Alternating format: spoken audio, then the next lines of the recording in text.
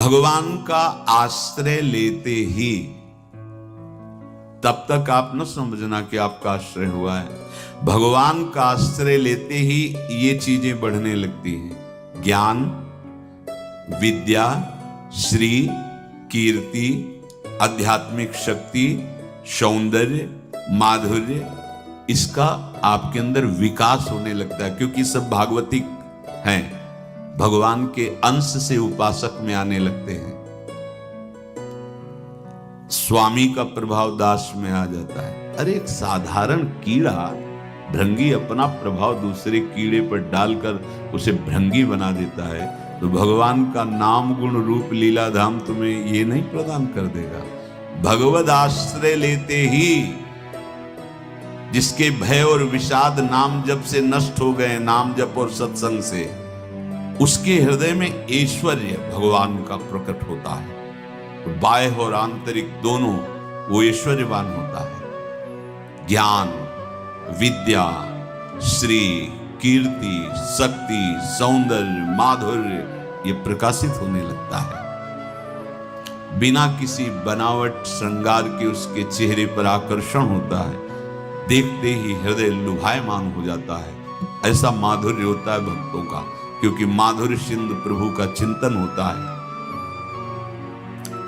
जो भगवान के आश्रित है उसे भय की तो कोई गुंजाइश ही नहीं है, कोई गुंजाइश नहीं। क्यों?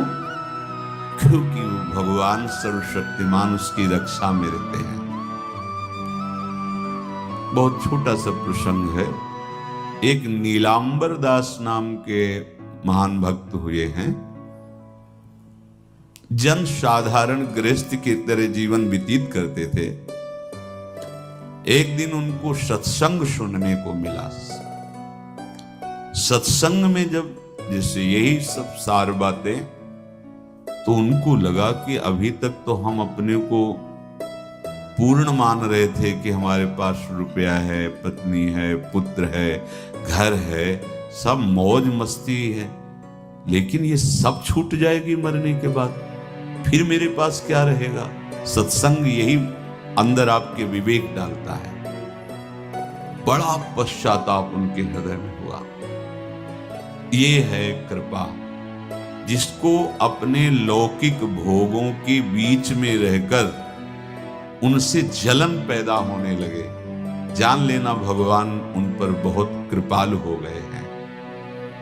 उनके हृदय में प्रार्थना जागृत हुई, प्रभु कोई साधन भजन नहीं जानता, अभी तक तो गृहस्थी के भोगों में और भोगों के संग्रह में मुझे ऐसा लगता रहा कि मैं पूर्ण हूं।